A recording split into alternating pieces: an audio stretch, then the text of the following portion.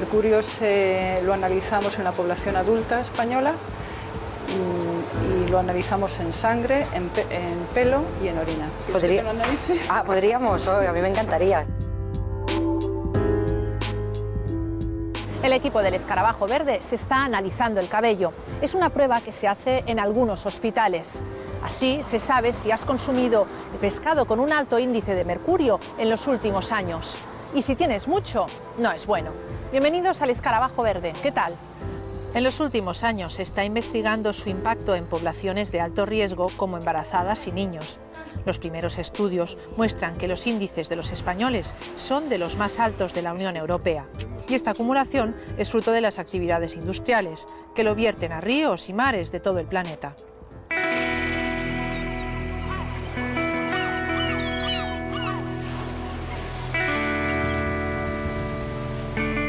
Empezar un reportaje cerca del mar, con un día luminoso y con una tapa de boquerones, parece ideal.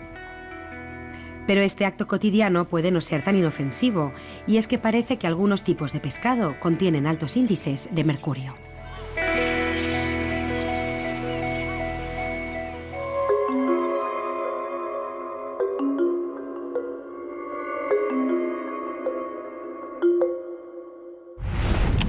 La prensa se hace eco de estudios sobre el elevado índice de mercurio que se ha detectado en la población adulta española.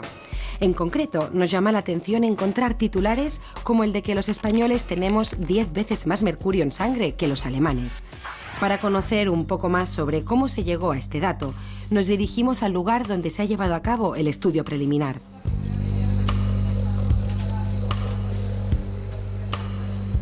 El Ministerio de Medio Ambiente nos encargó un estudio sobre una serie de contaminantes persistentes, tanto inorgánicos como orgánicos, y entonces entre ellos se encontraba el mercurio. El mercurio lo analizamos en la población adulta española y lo analizamos en sangre, en pelo y en orina.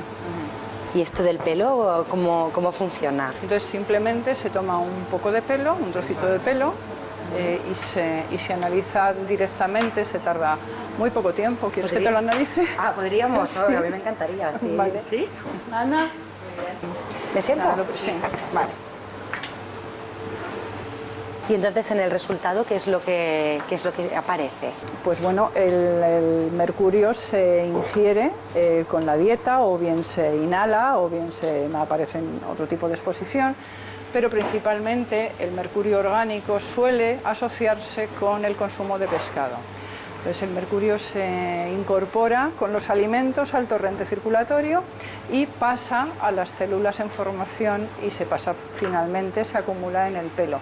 Bueno, el mechón de pelo que te han cogido hay que orientarlo y se deja la parte que está pegando con el cuero cabelludo libre para cortar ahí. Entonces se pone sobre un papel milimetrado y se miden los 3 centímetros que están más cerca del cuero cabelludo. Sopla más fuerte. Muy bien. Ahora coge aire. Parece que no soy la única que se está midiendo los valores de mercurio en el cuerpo. Esta niña se somete a unas pruebas para saber cómo afectan los contaminantes ambientales en el desarrollo. Vale. ¿Y ahora has hecho 0,8? ¿Has subido? ¿Tú solo has visto 0,9? Sí. ¿Y si lo gano? Oye, pues mira... Me das un caramelo. Vale, va. Vemos que para Elena estas pruebas son un entretenimiento más que una obligación. Y es que desde que nació asiste periódicamente al hospital para someterse a diferentes análisis que aportarán datos para estudios sobre los contaminantes ambientales en la infancia. Pero no solo está ella hoy aquí, sino que en otra habitación su madre se somete a un arduo cuestionario sobre los hábitos alimenticios de su hija. ¿Pollo o pavo? Incluidos los nuggets. Y hablamos de una ración pequeñita. 4 o 5 a la semana. A la semana. Sí. Vale, y ahora pescado azul grande. Pez espada, atún, hablamos en filete, un plato o una ración pequeña. Espero que sea pequeña, no una ración grande. Acuérdate, pez azul grande. 3 a la semana. 3 a la semana. ¿Alguna vez te han dado algún resultado o simplemente se trata en rellenar estos formularios? Sí, nos envían todos los años, nos envían un informe. Además hay una página web en la que podemos entrar e ir comprobando cómo van haciendo los estudios y se van publicando. A nivel personal no. Tú lo haces de forma voluntaria junto con otras familias. Sí, ¿Por qué? Pues pienso que es muy interesante, que a mí sí que me ha gustado, si mis hijos pues No lo sé, si tienen que llevar gafas o si han tenido alguna alergia, pues los tratamientos que han seguido ha sido porque se han estudiado anteriormente. Entonces esto puede beneficiar a otros niños y a otras personas. Y buena razón lleva Carmen, porque gracias a la colaboración de 1.800 familias de toda España, el proyecto Infancia y Medio Ambiente, INMA, ha podido llegar a datos desconocidos hasta el momento, como que el 64% de los bebés españoles nace con más mercurio en sangre de lo recomendable. Eso sí, comparándolo con los límites que recomienda la Agencia de Protección para el Medio Ambiente de Estados Unidos, la EPA. El mercurio es un neurotóxico que adquiere su forma más nociva cuando se convierte en metilmercurio por acción de unos microorganismos que hay en el agua. A partir de ahí va directo a los peces y de ellos a nosotros. Pero, ¿cuáles son las especies más contaminadas? Algunos tipos de pescado pueden contener cantidades importantes de mercurio y el mercurio puede ser un riesgo especialmente para el desarrollo del feto. Entonces, son las especies que precisamente hay que evitar, aquellas que son depredadoras, pescados grandes, pescados grasos, que se han alimentado de otros pescados, otros alimentos del mar y van acumulando este mercurio en su organismo. Y hemos estudiado niveles de mercurio al nacer, midiéndolo en sangre de cordón en casi 2.000 niños. ¿En el cordón umbilical? Sí, la sangre de cordón umbilical que de alguna manera representaría lo que es la exposición durante la etapa prenatal. Aquí es una etapa más vulnerable y podría causar algún retraso en el desarrollo cognitivo, trastornos de atención o trastornos del lenguaje. Nos preguntamos si la población está informada sobre tales efectos y sobre los tipos de pescado que más acumula este metal, es decir, los depredadores de gran tamaño. Solo hay una forma de saberlo y es preguntándolo directamente a los consumidores de pescado. 40, dime. Estoy aquí despachando sin almorzar. Querría saber si algún médico alguna vez le ha dicho a usted si hay algún tipo de pescado en una edad concreta que no se pueda comer. El marisco no puedo comer. Puedo comer pescado azul, pero marisco no. Como la panga, que tiene un montón de tóxicos. Bueno, alguna vez me han dicho lo del boquerón, que traía el bichito ese. Había que congelarlo, pero comerlo, ¿no? Y el pescado azul siempre han dicho que es muy bueno. Mercurio. Muchos peces contienen mercurio. Así que tienes que tener mucho cuidado. Pero todos los peces tienen mercurio. ¿Nos han informado ya alguna vez de ciertos riesgos con el salmón? Durante una época, comer salmón no era bueno. A ver, que no ingieran para nada es el pez espada y el atún, porque tienen productos tóxicos y aparte es que pueden tener anisakis, que también es muy peligroso para ellos, entonces esos peces, sobre todo esos. No se me ocurre. En Francia tenemos problemas con las ostras. El médico, el pediatra, no me ha dicho ninguno para ella. Me recomendaron pescado blanco, pero no me han recomendado ninguno en concreto ni me han dicho que evite ninguno. Y durante el embarazo lo único que fue que evité pues lo del atún, que lo vi en prensa. Pocos consumidores parece que hayan oído hablar alguna vez del mercurio en peces de gran tamaño. Diríamos que las recomendaciones publicadas en páginas oficiales del Gobierno y los artículos aparecidos en prensa son insuficientes para transmitir ese mensaje. Pero esta información no llega al consumidor. Tengamos en cuenta que las recomendaciones de la Agencia Española de Seguridad Alimentaria justo han hecho un año, el 14 de abril. Es poco tiempo. Es poco tiempo y hay que buscar los canales de información adecuados. Hay personas que son clave, todos los profesionales sanitarios, las enfermeras, matronas, pediatras, las personas que están en contacto con el pescado, los nutricionistas. ¿Cuál sería a la semana la cantidad adecuada de pescado que una persona debería ingerir? Pues como recomendación se suele dar la de 3 veces a la semana, ¿no? Si yo mis 3 veces a la semana las consumo de emperador o de atún, ¿hay algún problema con la edad que tengo? Bueno, yo quizá no te lo recomendaría. Lo primero porque como de casi todo hay que hacer un consumo variado. También de pescado. Conviene ir variando esas 3 veces a la semana, ir variando el tipo de pescado. Y precisamente el emperador o pez espada no te lo recomendaría a tu edad, en la etapa de la vida en que puedes quedarte embarazada o si estás pensando en tener un hijo.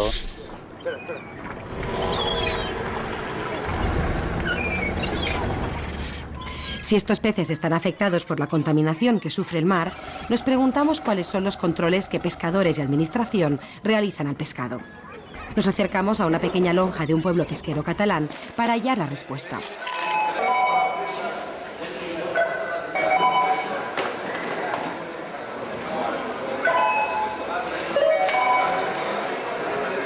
Allí, un inspector de la Agencia Catalana de Seguridad Alimentaria efectúa hoy un control periódico. ¿Y cómo sabéis que está en buenas condiciones? Las agallas están brillantes, la piel, los ojos. Aquí es muy fácil. Y sí, siempre está bien. Está bien por fuera, por dentro no sabemos bien si está bien o no, ¿no? Aquí está. Vamos. Aquí el control que hacemos ahora es un control visual de lo que se ve. ¿Vale? ¿Qué nos podemos encontrar? Cosas que no se vean. Podemos encontrar parásitos, en el caso de los anisakis. Luego podemos encontrar bacterias, no es que sea muy frecuente. Y podemos encontrar restos también de metales pesados. En el caso pues, de mercurio, por ejemplo. En el caso de mercurio, de vez en cuando se cogen muestras de pescado, la propia lonja, la empresa, para mirar niveles de mercurio. No ha salido nunca por encima del nivel autorizado aquí en esta lonja. Luego hay muestras oficiales también que se cogen de vez en cuando. Hay planes de muestreo que te vienen del Estado o que te vienen de la Generalitat, en los cuales también se mira, entre otras cosas, a veces el mercurio y el resto de metales pesados. La Agencia Catalana de Seguridad Alimentaria ha realizado unos estudios en los que las concentraciones de mercurio analizadas en diferentes especies en relación a la ingesta diaria tolerable aparecieron por debajo de lo que establece la Comunidad Europea, a excepción del emperador. Tampoco en esta lonja nunca se han llegado a límites permitidos, pero también hay que decir que aquí llegan peces medianos y pequeños, y sobre todo mucha gamba, que se puede comprar casi acabada de pescar en las tiendas de la propia lonja. ¿El consumidor de a pie puede estar tranquilo del tipo de pescado que consume en relación al mercurio? Sí, a ver, es la pregunta del millón, ¿no? Yo la constancia que tengo de presencia de mercurio en pescado y los estudios realizados son que vamos a ver, la cantidad de mercurio que podrías consumir consumiendo mucho pescado al día no llega al máximo tolerable por la persona. Pero eso dependerá del sexo y edad que tengamos, así como del tipo de pescado que consumamos. Si atendemos a las recomendaciones de la Agencia de Seguridad Alimentaria Española, una mujer embarazada que ingiera una ración de 100 gramos de pez espada o emperador superaría la ingesta máxima tolerable de metilmercurio. Así también recomiendan evitar el consumo de lucio, atún rojo o de cualquier tipo de tiburón a las mujeres en edad fértil, embarazadas o en periodo de lactancia y a niños menores de 3 años. Por otro lado, al ampliar la búsqueda sobre los valores tolerables de mercurio en el cuerpo, observamos que no hay quórum respecto a estos niveles en los principales organismos de seguridad alimentaria mundiales. La Agencia de Protección Ambiental de Estados Unidos, la EPA, recomienda un nivel de metilmercurio en pelo de 1 microgramo-gramo, mientras que la Organización Mundial de la Salud y la Autoridad de Seguridad Alimentaria Europea barajan otros niveles un poco más altos. En Estados Unidos tienen un nivel a la hora de medir esta concentración de mercurio, en la OMS otro, en la Unión Europea otro. ¿Por qué no hay una manera pues, de unificar esto? Si, por ejemplo, en Estados Unidos pues, tienen un nivel muy bajo, se supone que es porque ellos consideran que eso es lo adecuado. En cambio, aquí lo tenemos más alto, pero somos los mismos seres humanos. Entonces... en la Unión Europea, la Agencia Europea de Seguridad Alimentaria ha recomendado una ingesta diaria determinada que no supere en ningún momento los 5 microgramos-gramo. El valor de la EPA es de 1 microgramo-gramo para mujeres en edad fértil. Sí. Eso está basado en Estados Unidos. Eso está basado a partir de estudios que se han realizado en poblaciones con un alto consumo de pescado. Por ejemplo, había un estudio de una cohorte en las Islas Seychelles, también hubo en las Islas Faroe, y parece que los estudios demostraron que había asociación entre altos niveles de mercurio y algún tipo de trastorno cognitivo, peores habilidades en los niños. Pero claro, estamos hablando de concentraciones en pelo de las madres pues que podían tener a lo mejor como 20 microgramos-gramo. O sea que si a mí me sale la concentración más de 5, ¿me tengo que preocupar? Deberías de revisar la dieta. Sí. Muy bien. Sí. Ya veremos. Tendré que esperar aún unos minutos a conocer el resultado del análisis. Esta prueba, que se realiza en el Instituto Carlos III, es pionera en Europa y habría sido muy útil tiempo atrás en poblaciones afectadas por altas dosis de mercurio.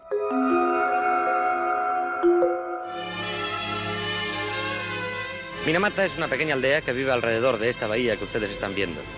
Es una aldea que se alimenta fundamentalmente de pescado, su dieta es fundamentalmente de pescado.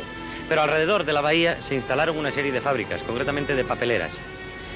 Los residuos de mercurio de estas papeleras fueron contaminando el pescado. La población civil, al comer este pescado, fue acumulando también el mercurio y el resultado fue tan dramático como el que les vamos a mostrar en este reportaje.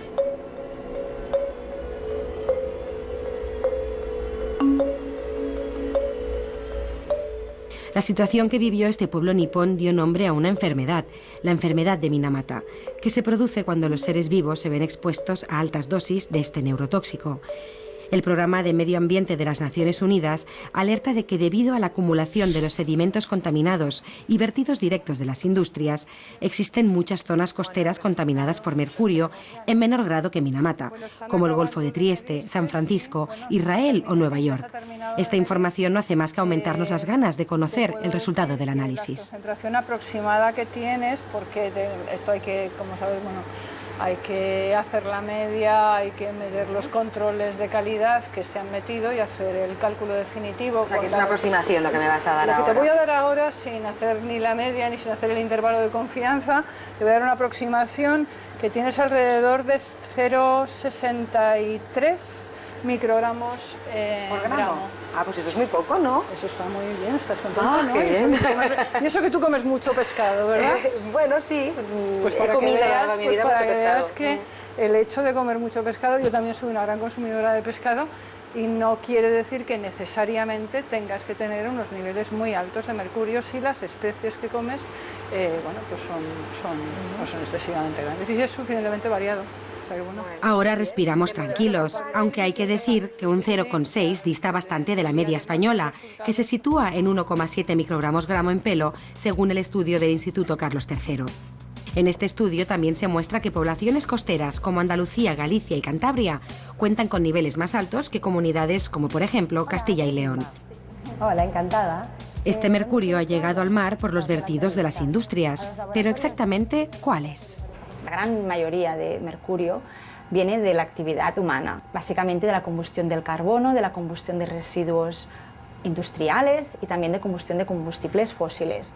Otra fuente de emisión de mercurio también es la industria del cloro, es una problemática que está en muchos países porque contamina de forma puntual con niveles muy altos de mercurio. En cambio, la combustión del carbono en porcentaje es mucho más elevada, pero es una contaminación menor de forma continua. Entonces hay otras formas también de contaminación, pueden ser por ejemplo las amalgamas de mercurio las dentales. Dentales, sí, o por ejemplo también las pilas o las bombillas de bajo consumo, que cuando se rompen emiten vapor de mercurio directamente a la atmósfera. Para detectar la contaminación en el mar, los investigadores del CSIC han trabajado duro para crear un sensor que analiza en tiempo real e in situ los niveles de mercurio en el agua. Esto sería lo que sería una placa de oro. Nosotros lo que queríamos sería absorber químicamente, poner químicamente el compuesto en la superficie, lo pondríamos en este equipo, en el SPR que tenemos aquí, y luego pondríamos nuestra muestra contaminada con mercurio en una botella de estas. ¿Esto podría ser agua de mar, por ejemplo? Sí, perfectamente. ¿O de río? Sí, perfectamente. Se metería aquí, luego se introduciría en el aparato, que lo que habría que hacer es un aparato con un muestreador automático, lo introduciríamos aquí, lo meteríamos dentro del sistema y hay una jeringuilla que nos metería y nos inyectaría la muestra. La principal ventaja, aparte de que, que es una técnica portátil, que está basada en una molécula orgánica que es altamente selectiva, es su sensibilidad. O sea, hoy en día la legislación marca el hecho de que haya ppbs de mercurio en agua, que viene a ser microgramos de mercurio litro, y nosotros somos capaces de detectar ppts, que son nanogramos de mercurio por litro, o sea que es 1000 veces más de lo que te pide la normativa. O sea que concreta mucho más esta búsqueda. Las centrales térmicas de carbón son responsables de un 40% de las emisiones a la atmósfera, según el Programa de Naciones Unidas para el Medio Ambiente.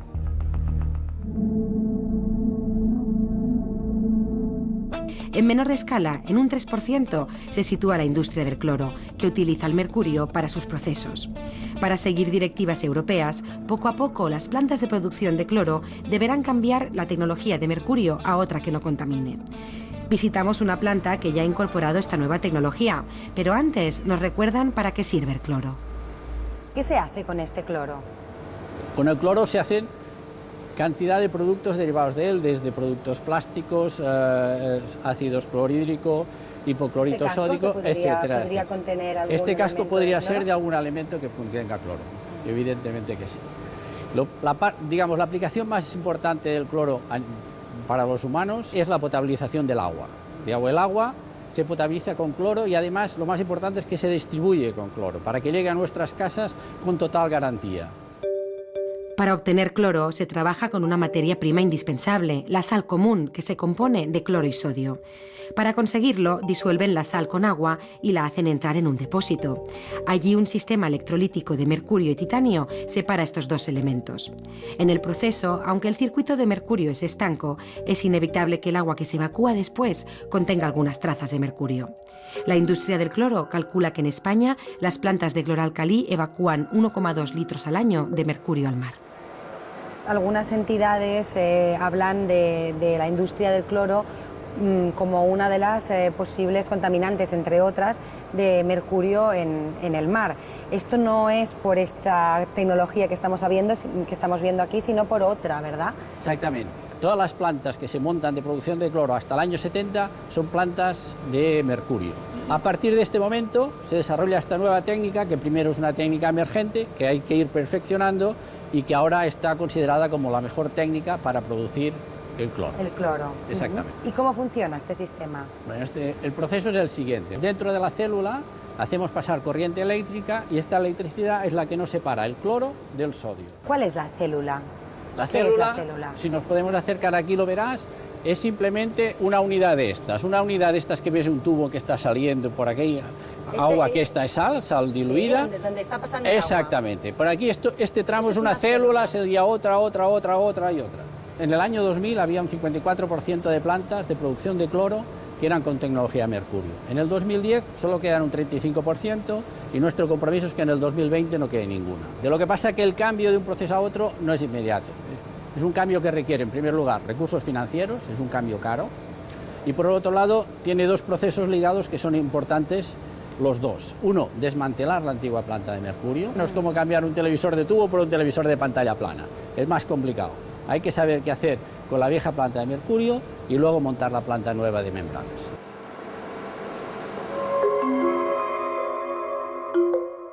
Cuando desmantelen estas fábricas, la cuestión será qué hacer con las 6.000 toneladas de mercurio que hay repartidas en 30 plantas europeas. Una solución podría ser devolver estos residuos al lugar de donde vienen, a las minas de Almadén, donde parece que se ha encontrado una forma para estabilizar el mercurio y convertirlo de nuevo en una especie de roca, sacándole sus propiedades tóxicas. Hola, ¿qué eres, Ricardo? Hola, ¿qué tal? Soy tu unidad de escarabajo verde. Pero estos son planes de futuro, porque aún tendremos que esperar 8 años para este cambio. Demasiado tiempo, según Oceana, que asegura que este plazo va en contra de directivas europeas. El mercurio es un proceso totalmente obsoleto y antiguo, y lo que ocurre es que debería haber desaparecido ya en el año 2007. El año 2007 era el límite para que las industrias en Europa se reconvirtieran a procesos limpios de producción. Por desgracia, los gobiernos lo que suelen hacer con las industrias poderosas es que les aplican una legislación bastante flexible y entonces se les ha ido dando prórrogas. Incluso nosotros hemos tenido que denunciar esta situación porque consideramos que es totalmente contraria a la ley. De 100 gramos... Efectivamente, Oceana ha denunciado a España ante la Comisión Europea y espera una respuesta al respecto. Antes también denunciaron que no se hizo público un informe que demostraba altos índices de mercurio en algunos peces. La Audiencia Nacional les ha dado la razón. Este es el informe que realmente tenían más énfasis en ocultar, porque es el que da los datos más escandalosos sobre niveles de contaminación. En este estudio, el 54% de las muestras de pez espada o emperador están por encima del límite legal de 1 microgramo kilo. Los datos se agravan con el marrajo, que se vende como cazón y que lo supera en un 62%. Esta información se conocía desde el 2003, pero los sucesivos gobiernos evitaron hacerla pública. El 50% de las muestras recogidas también superan ese miligramo por kilo.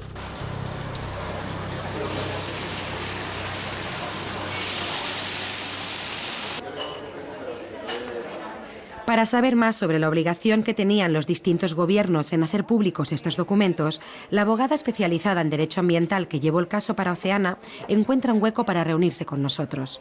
Ella nos asegura que la Ley de Acceso a la Información Ambiental de 2006 obliga a los ejecutivos a facilitar tal información. Bueno, se supone que a través del ministerio que tiene las competencias en alimentación, pues se debe de hacer, y además tenemos una agencia de seguridad alimentaria en este país. Allí se hacen las recomendaciones. Se hacen unas recomendaciones, claro que hay una obligación, y además calificar informes de este tipo como confidencial realmente es lamentable, porque esta información se hace, repito, con fondos públicos, y los ciudadanos tenemos derecho a conocer esto y elegir finalmente qué es lo que comemos. Sin esta información, pues digamos que podríamos entender que nos estamos envenenando sin saberlo. Por lo menos yo puedo tomar la decisión si quiero tomar un pescado o no lo quiero tomar, pero si no tengo la información, pues voy a ciegas. Entonces tuvisteis que ir incluso hasta la Audiencia Nacional, llegar a la Audiencia Nacional para que os dieran la razón y os facilitaran esta documentación. Realmente es lamentable que a veces tengamos que acudir a la Administración de Justicia, que ya está tan atascada, porque la Administración no respeta lo que la ley dice, y en temas ambientales es algo habitual. El Estado de Derecho parece que no existe. Entonces, con las argumentaciones jurídicas que nos ofrece la ley, la Audiencia Nacional evidentemente nos dio la razón. El litigio tardó 3 años en llegar a su fin. Ahora, en la página web de Oceana se ha puesto a disposición de la sociedad el estudio completo. En él, cualquiera podrá conocer los valores de contaminantes de las especies que sean de su agrado, como el salmón, la sepia o la merluza.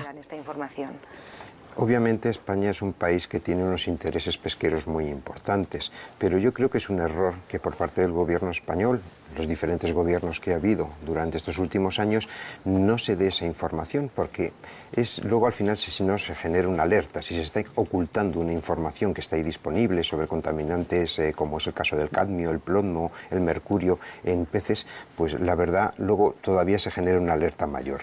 Entonces nosotros consideramos que se podría presentar esta información explicándola tranquilamente a la gente. Porque realmente es para alertarnos, Ricardo. Es muy preocupante, sobre todo para algunas especies. Hay especies que no deberían ser consumidas, pues por ejemplo, sobre todo por niños, por mujeres embarazadas, lactantes, porque estamos hablando de grupos de riesgo, grupos que son mucho más sensibles a estos contaminantes. En el caso de los adultos podemos resistir mucho mejor esos niveles de contaminación, entonces lo que se tiene que decir es dónde están esos contaminantes para de esa manera regular la ingesta, porque debemos seguir consumiendo pescado. Estamos hablando que nos va a aportar salud. Lo que ocurre que igual pasa con frutas, verduras. Estamos hablando de cosas que son saludables, pero si están contaminadas dejan de ser tan saludables. Entonces, Oceana ha lanzado una campaña de carteles en supermercados de Estados Unidos avisando a los consumidores de los altos niveles de mercurio en el pescado, y ahora lo intentan las cadenas francesas y españolas con carteles como este. La mayoría de expertos nos han señalado que para que estas medidas no se queden cortas, la Administración debería iniciar campañas informativas en sectores cercanos a los grupos de riesgo, como ginecólogos, pediatras o incluso vendedores de pescado, porque parece que todavía queda mucho camino por recorrer antes de que la población sepa lo que se esconde tras los peces depredadores de gran tamaño. Ya sabéis, comer pescado, pero variado. Lo que no os generará ningún tipo de riesgo es ver tantas veces como queráis el escarabajo verde, aquí en la tele, los viernes y los domingos. Y si queréis ver más, todavía los podéis encontrar en nuestra web, en nuestro blog y en nuestras redes sociales.